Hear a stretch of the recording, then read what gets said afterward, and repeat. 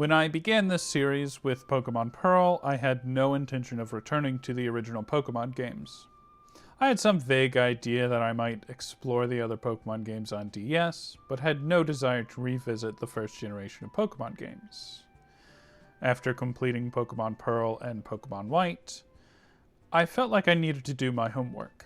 I wanted to understand what choices were made in the early days of Pokemon's development that helped shape the games to come.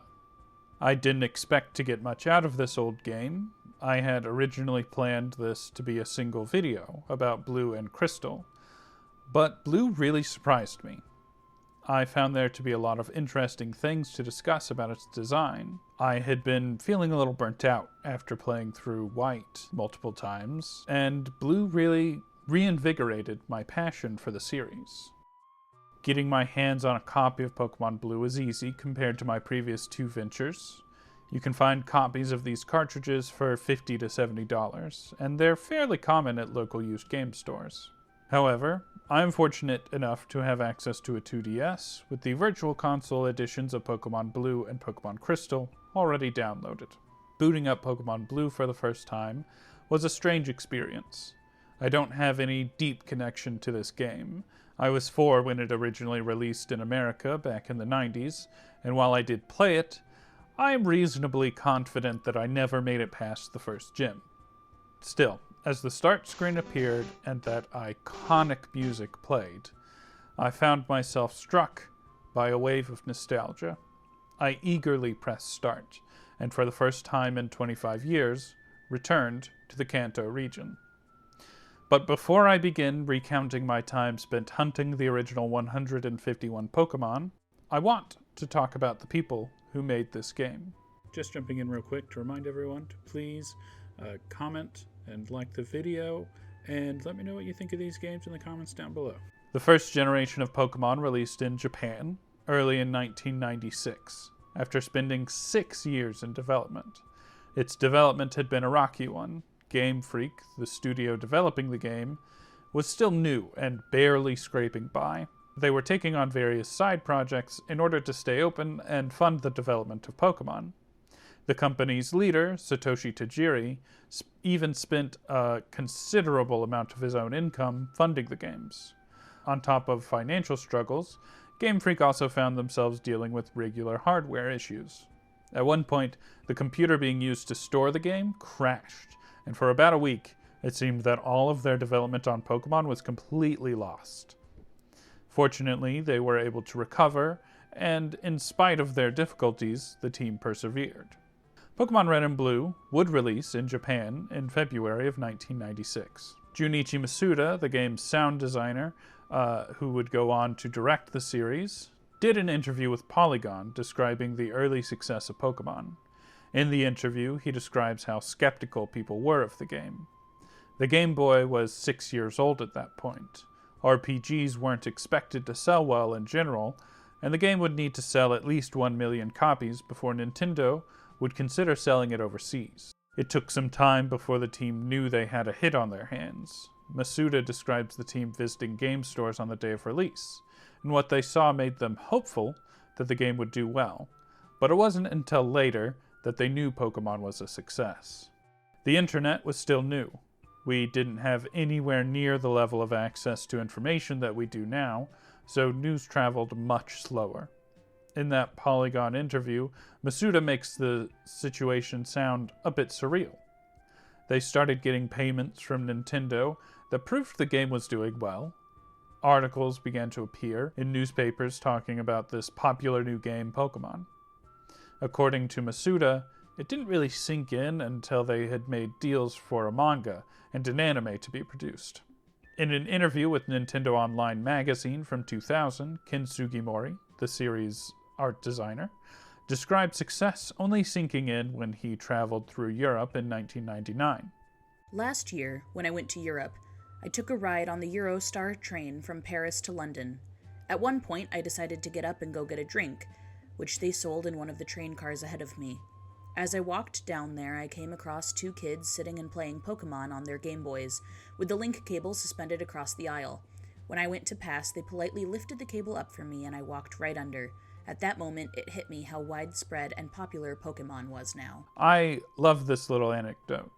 As I'll discuss in a moment, a big part of the inspiration for Pokemon came from the link cable. There was a clear effort from the designers to use the link cable and get people to interact with each other by trading Pokemon. Here, Ken Sugimori got to see his team's designs working exactly as intended out in the wild. I had always assumed that the plans for Pokemon started with the Pokemon themselves. But according to Ken Sugimori and Shigeru Miyamoto, a producer for Pokemon and creator of many of Nintendo's biggest titles, the game design began with the Game Boy link cable.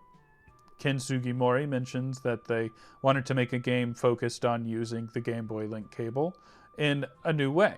Most games were using it to allow players to compete. The team at Game Freak wanted to use it for something more cooperative, so they designed a game around trading. An interview with Shigeru Miyamoto is featured in a manga published in 2018 titled Satoshi Tajiri, the man who made Pokemon. In that interview, Miyamoto describes receiving the original planning document for Pokemon, and the designers focusing on having 2 Game Boys utilizing the link cable. Of course, there is a lot more to Pokemon than trading. Those core ideas were shaped by the director and creator of the original 2 Pokemon games, Satoshi Tajiri. Satoshi Tajiri hasn't done many interviews. In the interviews with Sugimori and Miyamoto that I mentioned previously, they share information on Tajiri's behalf. Tajiri attributes the core idea for Pokemon to his youth. As a child, he would explore the woods near his house and collect bugs. Eventually, the inevitable march of urbanization reached his town, and the forest was cleared to make way for new buildings. The loss of the woods caused Tajiri to seek entertainment elsewhere, and that is when he discovered video games. It's easy to see the seed of Pokemon forming in Tajiri's youth. The desire to get a little lost in the woods, and the wonder of discovering strange, never-before-seen creatures seems to be the inspiration for the Pokemon themselves. But according to many of the people present for Pokemon's beginnings, that's not where the actual game design started. It started with the link cable. The idea for the trading mechanic was reached through 2 experiences. The first is just as Ken Sugimori explained it. They wanted to create a cooperative experience using the link cable. How they decided to use the link cable came from Tajiri's experience playing Dragon Quest. Basically, there was a very rare item that an enemy could drop, but Tajiri couldn't get it no matter how many times he defeated the enemy. Meanwhile, his friend had gotten 2 of this rare item. Tajiri wished that he could simply trade his friend for the item, but the game didn't allow this. He took this idea and applied it to Pokemon. The idea being that if someone couldn't find a particular Pokemon, then they could trade their friend for it. This is also how they decided to split the game into 2 versions, thinking that this would further encourage players to use the trading mechanic. Of course, trading isn't the only thing you can do with your Pokemon. I haven't been able to find any specific quotes from the developers about exactly how they landed on Pokemon's particular flavor of combat, but I think it's safe to say that it was shaped by the Pokemon designs themselves. Continuing the theme of Pokemon influencing each aspect of Game Freak's design, the variety of Pokemon also affected how combat worked to an extent. RPGs weren't new, and neither was their rock-paper-scissors style gameplay, but the designs of the Pokemon let Game Freak add to this combat in unique ways. Junichi Masuda discusses this design a little bit on his blog Hidden Power. He specifically talks about Pokemon's rock-paper-scissors design, and how they kept adding to that basic idea in order to make the game more interesting. By adding those layers, they give the player more choices, and make the game more complex. The battles in Pokemon add their own layer in parallel to the design of the Pokemon themselves, and how the player goes about collecting all 151. Put those 3 pieces together, and you get the start of a world-renowned franchise. As I recount my playthrough of Pokemon Blue, I'll be focusing on these core designs. I will describe my team of Pokemon and how I met, hunted, traded, and discovered each of them. Then I will describe my experience navigating the Kanto region, enjoying its twisting paths and dark caverns. Finally, I'll describe how, through fighting with my Pokémon, I experienced one of my favorite stories in the Pokémon series. Let's begin with that iconic start screen. The player's introduction to Pokémon is simple and effective. The first two Pokémon we see are Gengar and Jigglypuff, two Pokémon you can't find until you're at least 30% of the way through the game. Or in the case of Gengar, nearly 100% of the way through the game, unless someone told you to trade Haunter. After we see Gengar and Jigglypuff duke it out, we are greeted with Pokemon's start screen. Here we get another sampling of what Pokemon we might encounter on our adventure. It all seems designed to entice the player into searching for whatever Pokemon might catch their fancy. Once we push start, our adventure begins. Professor Oak gives us a brief introduction to the world and introduces us to our rival. We'll talk more about him later. As soon as we have control, the game quickly sends us to go see Professor Oak so that we can receive our very first Pokemon. This first choice that the game gives us is a deceptively pivotal one. For starters, pun intended, it introduces the player to the rock, paper, scissors mechanic. We must choose between the three most basic options: Charmander for fire, Squirtle for water, and Bulbasaur for grass. This choice will also affect what Pokemon we decide to put on our team, because it affects the player's ability to progress throughout the game. Of the 8 gyms, Squirtle and Bulbasaur will be super effective against 3 of them, where Charmander is only super effective against 2. Of the gyms that Squirtle and Bulbasaur are super effective against, Squirtle will be super effective against some in the early game and some in the late game, and Bulbasaur will be super effective against the first 2. If we look at just the first 2 gyms, your choice of starter Pokemon could result in 2 very difficult challenges if you pick Charmander, 2 very easy challenges if you pick Bulbasaur, and 1 easy and 1 middling challenge if you pick Squirtle. This is a fantastic example of the game design creating variety through player choice. This one little decision will affect what other Pokemon wind up on the team, which in turn affects how the player will solve future problems. I won't beat around the bush. I stuck to tradition and chose Squirtle, although he was not the Squirtle I remember. I was a little shocked when I selected one of the 3 Pokeballs and was greeted with an unfamiliar sprite, like I was looking at a misremembered version of the Pokemon I know so well. Of course, these were the original sprites, but I have spent much more time at looking at the versions that came after these. I expect the sprites that came after these were better interpretations of their original designs. What we see here is what they were able to do with a grayscale color palette and limited memory space. Still, I think they achieved their goal effectively. These 3 little guys are meant to be a welcoming face to this unfamiliar world. They are the first Pokemon that we get to interact with and grow alongside. They should reflect the player's own rosy-cheeked wonder. I named my Squirtle Bub for the amount of bubbles that were likely to spew from his mouth. Before we move on, I just want to say whoever designed the cartridges for these original Pokemon games did a fantastic job. In North America, we of course got the red, blue, and yellow cartridges. I have to imagine these helped sales because of how they stand out against the original Game Boy's gray. I think these cartridges are great, but I do prefer the designs of the Japanese versions. I find the way that the colors of the labels pop against the gray cartridges very pleasing. Now back to the game. With my first companion at my side, I set out on my journey. I had a few specific Pokemon in mind that I wanted to make sure were a part of my team by the end of the game. The first could be found as soon as I set foot in the tall grass. Pidgey is the original Pokemon that is literally just a bird. Pidgey is one of the most recognizable designs of the original 151 Pokemon. A lot of the Pokemon you can encounter in the first areas of the game have familiar silhouettes that remind the player of animals they see every day. I think this helps ease the player into the world's fantasy, This is about the Pokémon. The designers wanted to encourage players to seek them out and collect them. At this point, they should look more like pets, so that people are drawn to them. Of course, there are plenty of Pokémon that don't look like household pets, but even these are recognizable as everyday beasts. As we travel through the forest, we'll encounter plenty of Pokémon inspired by insects. Here, they begin to look a little more alien than a common bird or rabbit. Caterpie, Weedle, Metapod, and Kakuna can all be recognized as caterpillars, worms, and cocoons, but hint at something greater.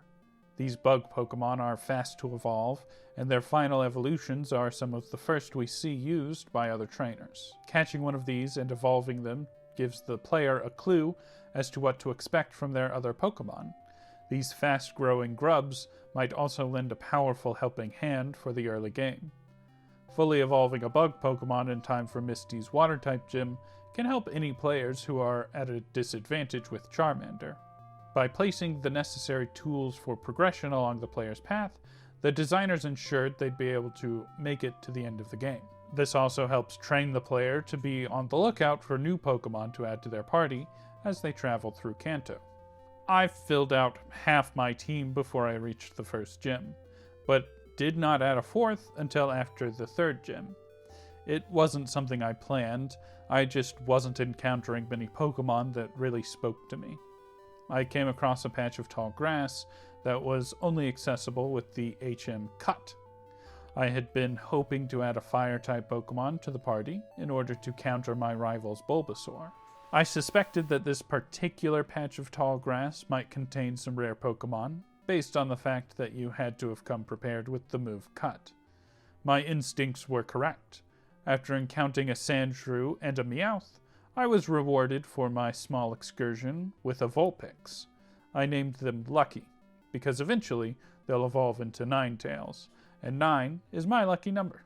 This is the most common example of how the game awards players for exploring, but there are a few moments throughout the game where our exploration is rewarded with far more rare Pokémon.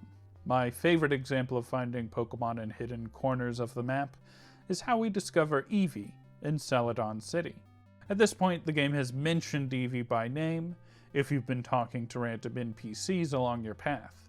However, the only way to add this adorable fox creature to your party is to stumble across a back door into Celadon Mansion. I think it was done this way to encourage players to talk to each other and share tips. I named my Eevee Rosie for the fox creature that lives in my house and owns my soul.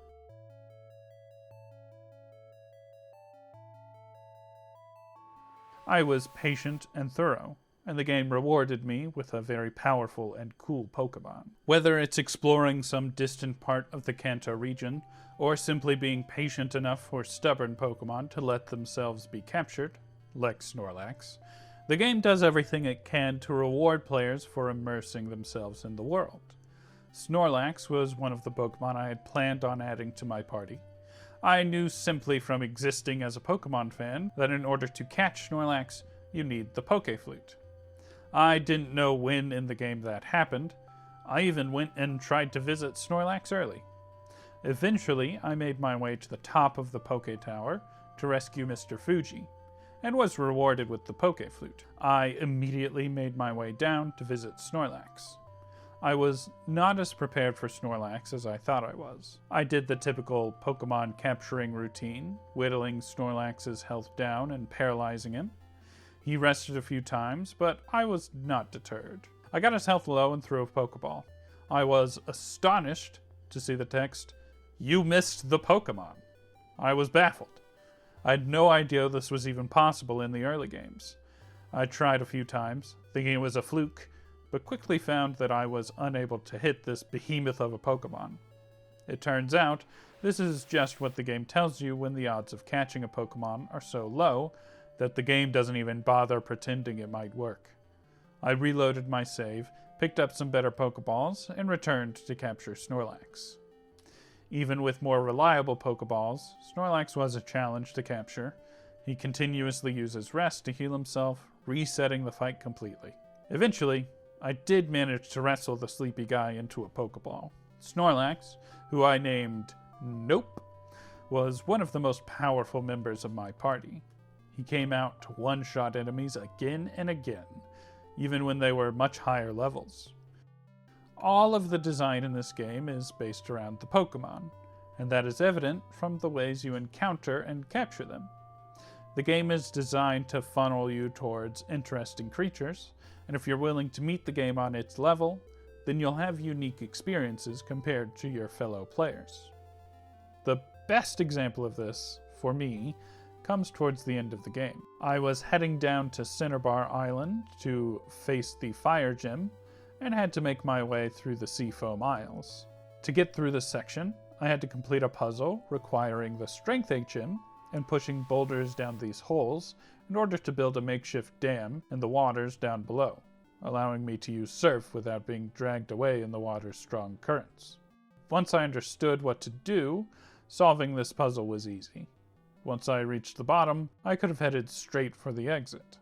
However, as I descended through the caves, I caught glimpses of other paths that led away from the exit. This lit a spark of curiosity in me, leading me to explore the caves and find an alternate route that led to the bottom of the cave. Only this time, there wasn't an exit.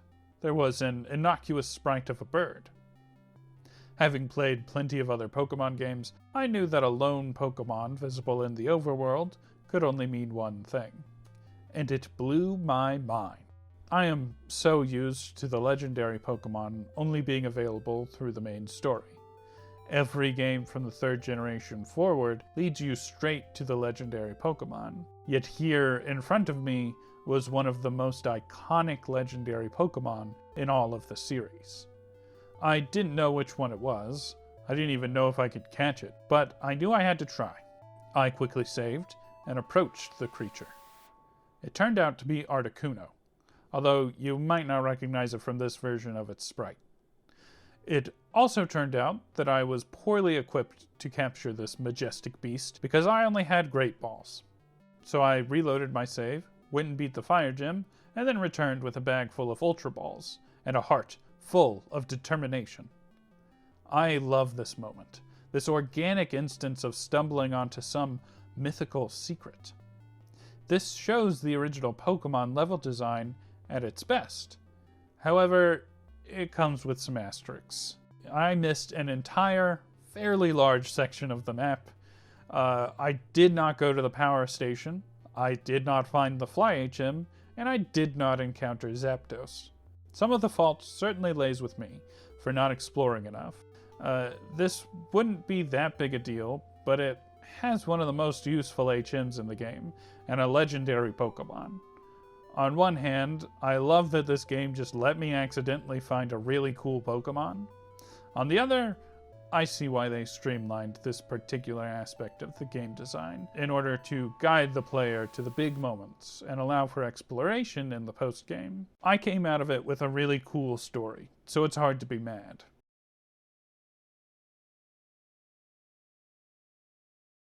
Now that we've discussed the Pokémon and how we find them, it's time to talk about how we interact with them. Before we are introduced to our starter Pokémon, we are introduced to our rival. I named him Red, to match my character's name, Blue. Red is, well, there are a lot of words for Red, most of which are phallic in nature, but let's just go with arrogant jerk for now. He walks into his grandfather's lab with all the unearned swagger of a 3-year-old whose dad just let him win at arm wrestling. His own grandfather, the Professor Oak, seems annoyed at his presence. There isn't any proof offered by the game, but I have always interpreted his choice of starter Pokemon as a deliberate counterpick to ours. From the moment we meet him, he makes the conscious choice to be a thorn in our side. And he keeps making that choice throughout the entire game.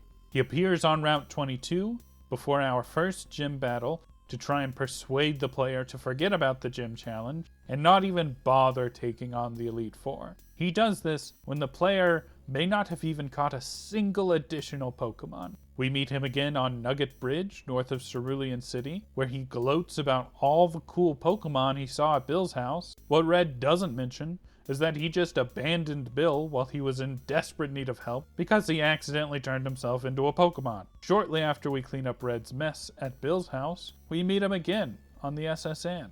And here, my attitude towards Red changed a little. Perhaps I was developing some form of Stockholm Syndrome, but I found myself reflecting on Red's behavior and how Professor Oak treated him. He was taking every petty opportunity he could to try and best us. And he ends every conversation with a rude, "Smell ya later." Both things done with the intention of being loud and abrasive. Red was acting like a petulant child who was crying out for attention. His actions were those of someone seeking to prove themselves. And considering his grandfather is a world-famous scientist, I can understand Red's desire to find a way to stand out next to such a monumental figure. I think this makes even more sense when you consider that Professor Oak didn't even remember his own grandson's name. After considering this, I started to empathize with Red. I felt a little bad after beating him so soundly every time. I started to see Red as a friend. The game tells you that you've known Red since you were a child.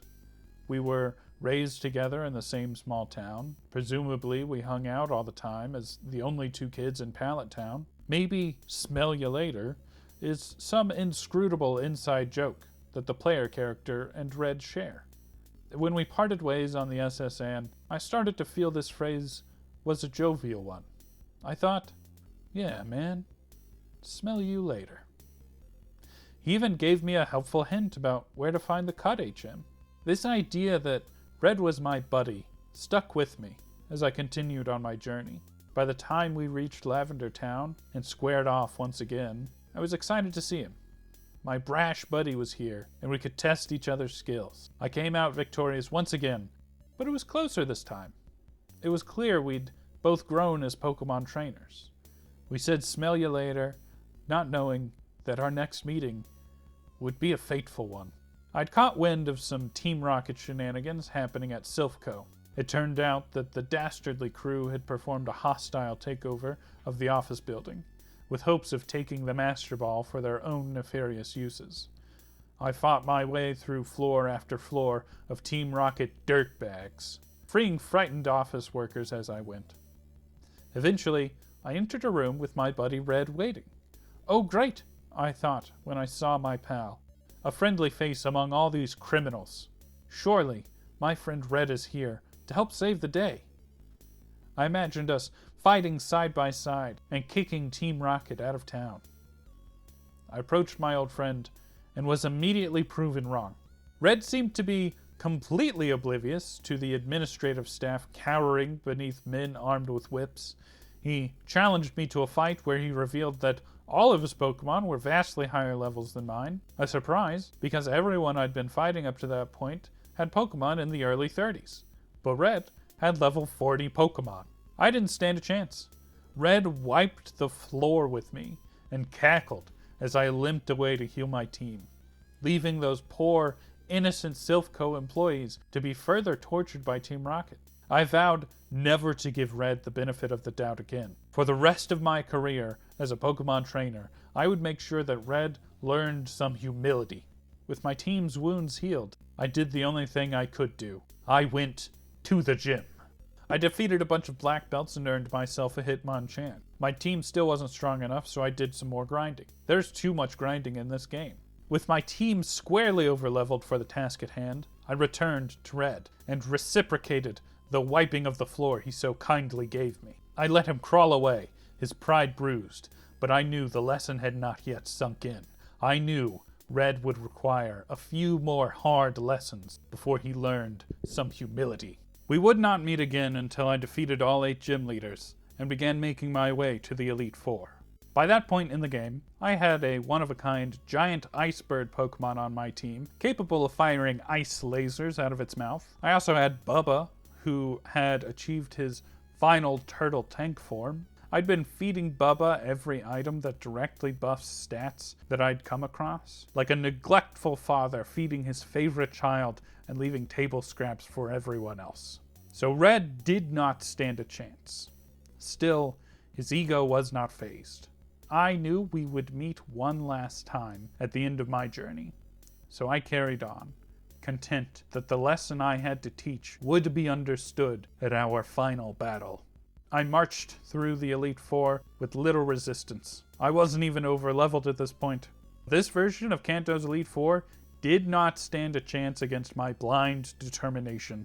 Rosie and Lucky made quick work of Lorelei. Bubba eroded Bruno's team to dust. Agatha required a full team effort from my Pokemon, but was banished nonetheless.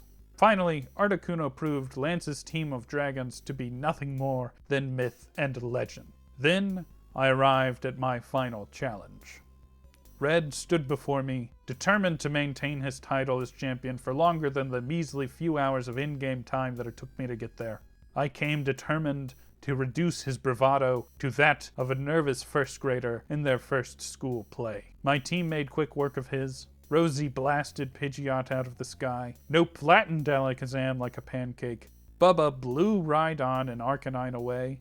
Articuno froze Gyarados into a helpless block of ice. And Lucky burned Red's last hope to ash in an instant. I didn't lose a single Pokemon. I stood victorious over Red as the new Kanto region champion. Professor Oak appeared to deliver the final blow to Red's ego, reminding him that he never truly understood his Pokemon, and so he could never have remained the champion. Then Oak led me to the Hall of Fame, where my team and I would be recorded in history for all time.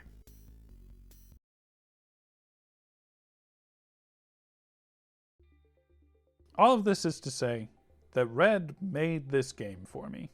I had some great moments in between our battles, and loved every second of exploring and discovering Pokemon. But when I look back at my playthrough of Pokemon Blue, what I'm going to remember is how powerful of a motivator Red's presence was. He genuinely pushed me to become the strongest trainer ever. He creates such a powerful contrast to the player character's stoicism that we can't help but be goaded into chasing after him with all of our might. He helps the player understand the heart of what the designers were chasing with Pokemon. The designers made this game about the Pokemon. They want you to care about them. They want you to search every nook and cranny of the world to find them. And they wanted Pokemon to bring people together. Red exists to show the player what it looks like when you miss the forest for the trees. Red doesn't get that power isn't what matters.